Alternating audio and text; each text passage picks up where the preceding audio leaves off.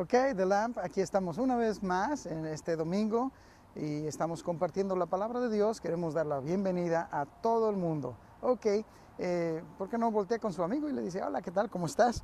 Y hoy queremos hablarles acerca del tema, una iglesia peligrosa. Y muchas veces estamos en un punto donde la iglesia llega a ser un lugar de refugio, un lugar de solaz y de esparcimiento. Y aún como pastor, a veces los pastores hemos tenido pues cierta culpa en esto, porque queremos generar una iglesia donde todo el mundo esté a gusto, donde todo el mundo esté contento y todo el mundo se sienta bienvenido. Pero en realidad, ¿es esta una iglesia peligrosa?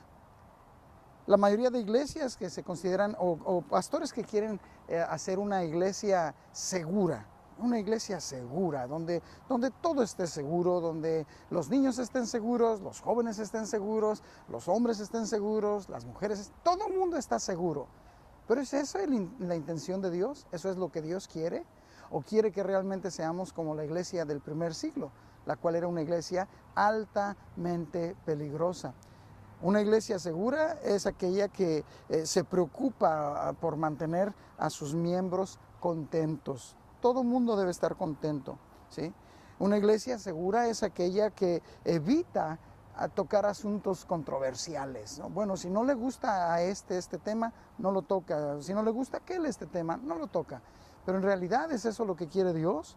Una iglesia segura es una que se mantiene precavida, siempre está con muchas precauciones. No toques este punto porque se va a ofender este o se va a ofender aquel. ¿Saben qué? En realidad tenemos en la Biblia el retrato de una iglesia que no es una iglesia complaciente, que no es una iglesia donde todo el mundo se siente seguro, donde todo el mundo no se siente ofendido. Al contrario, vemos desde un principio cómo Dios levanta una iglesia que es una iglesia altamente peligrosa. Y podemos ver en el capítulo 2 de los Hechos cómo Pedro se levanta después del derramamiento del Espíritu Santo. Pedro se levanta. Pedro, aquel que había sido precavido, ¿no fue precavido? Cuando toman a Jesús y lo llevan preso, él por precaución se va por otro lado. Y lo sigue de lejos, va y se calienta en una fogata donde están todos los demás. Y ahí está de lejitos, seguro, con mucha precaución, buscando su propia seguridad, se mantiene ahí. Cuando vienen y lo identifican y dicen, oye, ¿tú eres de esos discípulos? Él dice, no, no lo conozco.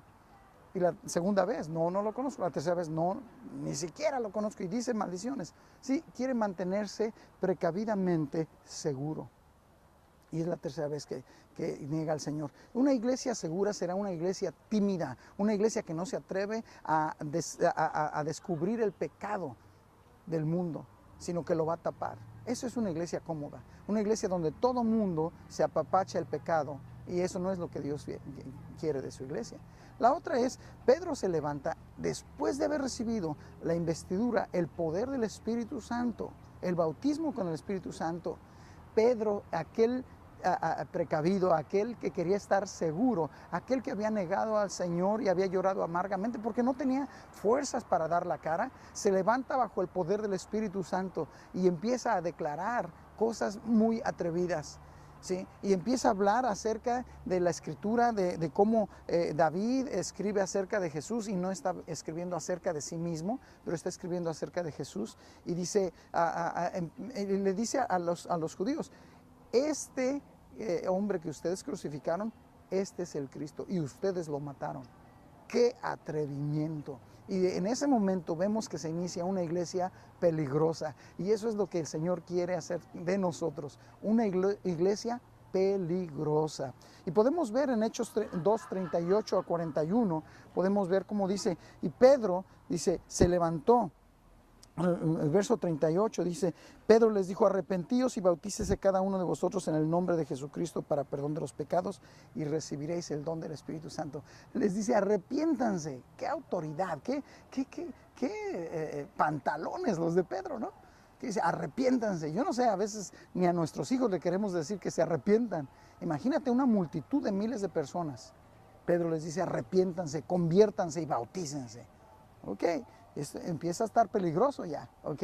Y luego después de ahí les dice, en el verso 39, dice, porque para vosotros es la promesa, para vuestros hijos y para todos los que están lejos, para todos aquellos cuantos el Señor nuestro Dios llamare. Y ahí comienza ya a rodar la piedra, empieza la iglesia a mantener un ritmo peligroso para la comunidad, peligroso en el sentido de que la iglesia ofrece un desafío, ofrece una alternativa de vida, ofrece un riesgo, correr el riesgo de que los demás te rechacen.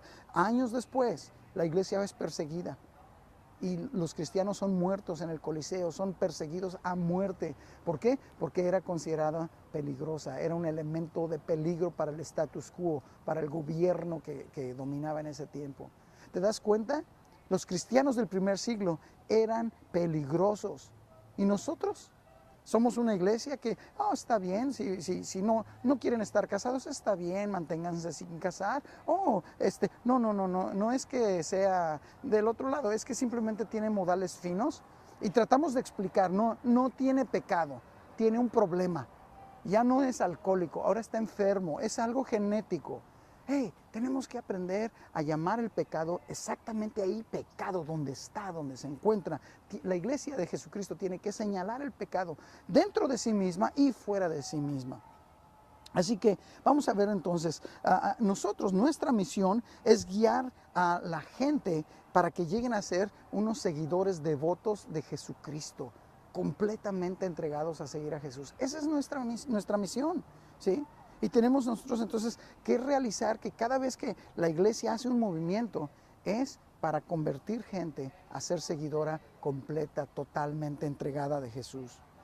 Nuestro propósito aquí en nuestra iglesia es traerlos, edificarlos, entrenarlos y enviarlos. Hay que traer gente. No se trata solamente de venir, traer. Número 1 es traer. ¿Okay? Número 2, tenemos que edificar. De ahí que tenemos que establecer los light groups, son para tu edificación. Ahí empiezas a leer tu Biblia, aprendes dónde están los libros de la Biblia, dónde se encuentra tal libro, ahí se aprende. Y poco a poco vamos a ir desarrollando algunas clases que van a traer edificación a tu vida. ¿Por qué? Porque tenemos que edificarte. ¿Por qué venimos los domingos aquí a la iglesia? ¿Por qué? Porque estamos edificándonos en la palabra de Dios. Así que número 1 es traer gente. ¿Ok? Volte con tu vecino y dile, hay que traer gente. ¿Ok? Número 2, tenemos que edificar. Y número 3, tenemos que entrenar. No solamente vamos a edificarlos en la palabra, pero les vamos a enseñar cómo hacer ministerio, cómo servir a Dios, cómo servir a nuestra comunidad, cómo podemos servir a nuestra familia. Eso tiene que ver con entrenamiento. Y finalmente tenemos que enviar. ¿Sí? No solamente es para que nosotros nos sintamos cómodos aquí en la iglesia y tengamos todos los programas, todos los departamentos en su lugar, todo está muy bien, es una máquina bien afinada. ¿Y eso qué? ¿De qué sirve una máquina que no tiene todo lo demás? Que no va a ningún lado, puede caminar perfectamente, pero no va a ningún lado.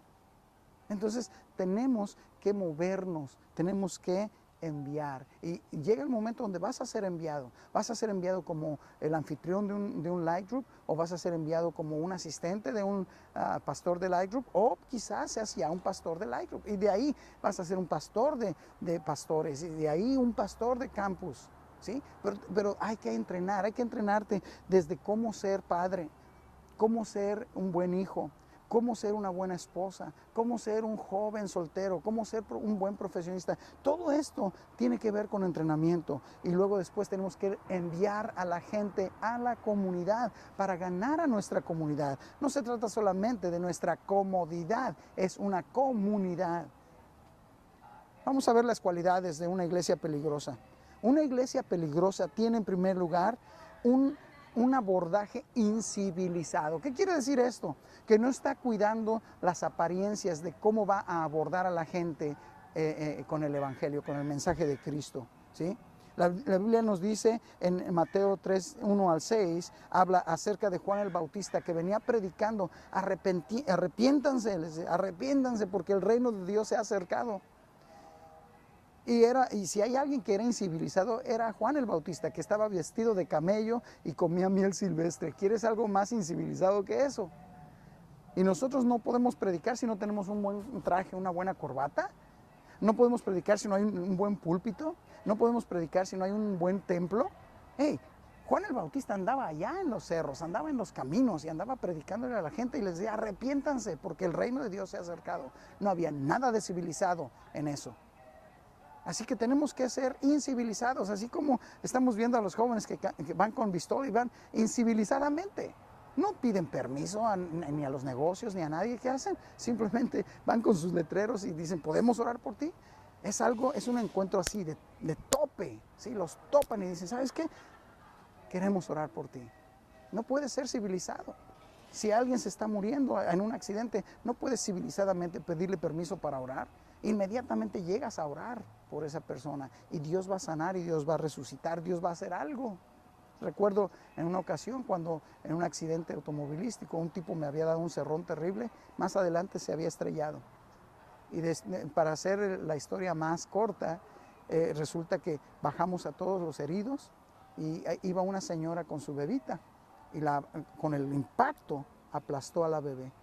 Y entonces estamos tratando de atender a todos. La señora se había bajado con su baby y de pronto oigo un grito por allá, ¡ay! Viene la señora.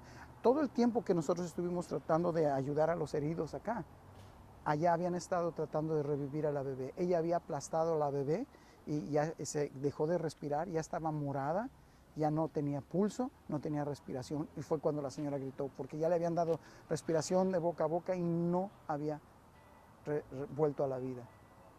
Y cuando viene desesperada gritando, ayúdenme, mi hija se muere, yo me acuerdo que soy cristiano, no era pastor. No tienes que ser pastor, no tienes que ser líder de esto, de aquello en la iglesia. Eres cristiano y eres peligroso para el reino de las tinieblas. Y recuerdo que me acordé en ese momento que yo era cristiano.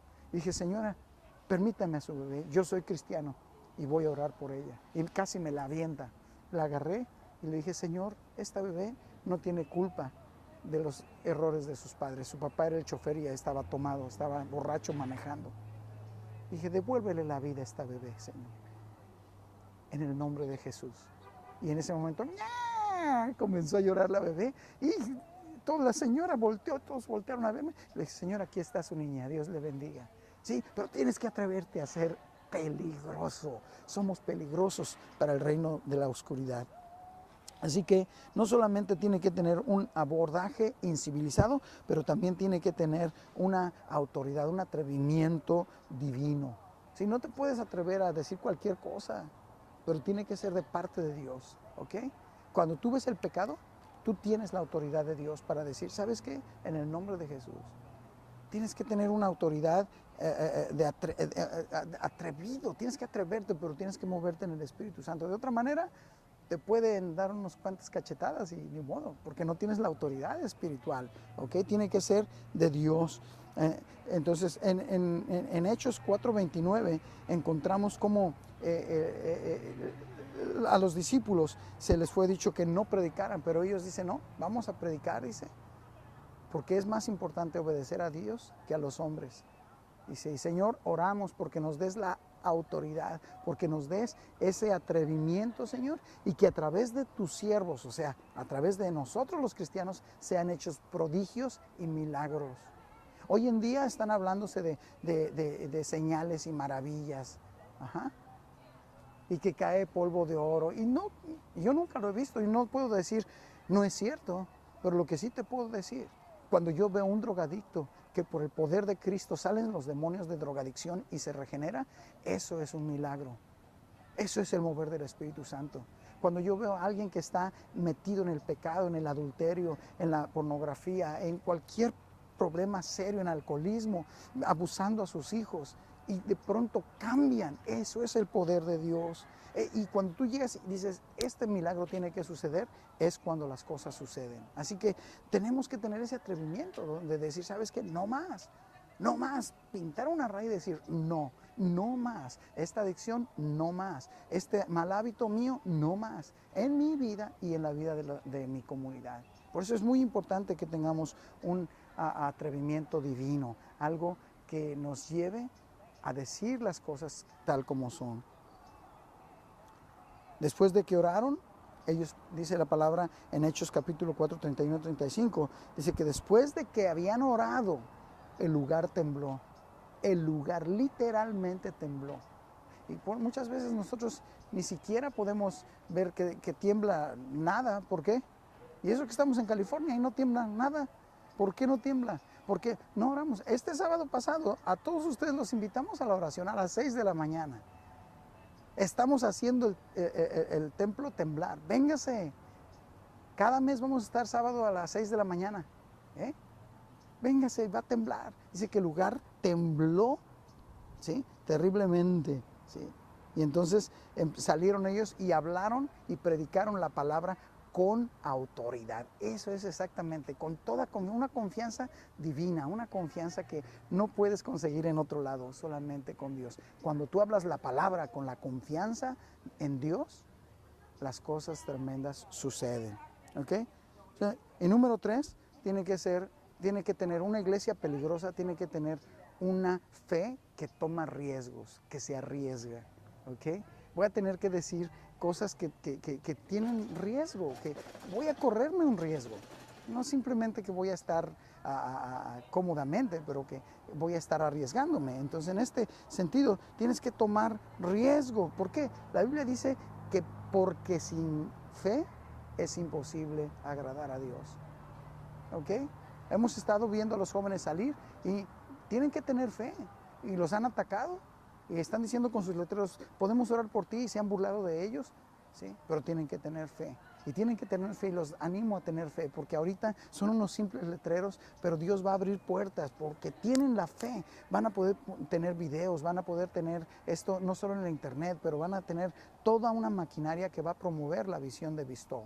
Así que tenemos entonces que tener fe en ello. Cuando salimos a invitar a la gente a nuestro live group, para el estudio bíblico, tenemos que tener fe, fe. Cuando tu hijo está enfermo, ten fe, ora por él. Cuando tú estás sin dinero, ten fe, el Señor va a proveer. No hay gasolina en el carro, ten fe, ¿sí? Pero una iglesia que es peligrosa, tiene que tener una fe que corre riesgos. Y aquí es donde nosotros tenemos que empezar. Vamos a empezar a tener alcances, desayunos en los lugares donde tenemos los live groups. Y tiene que tomar fe.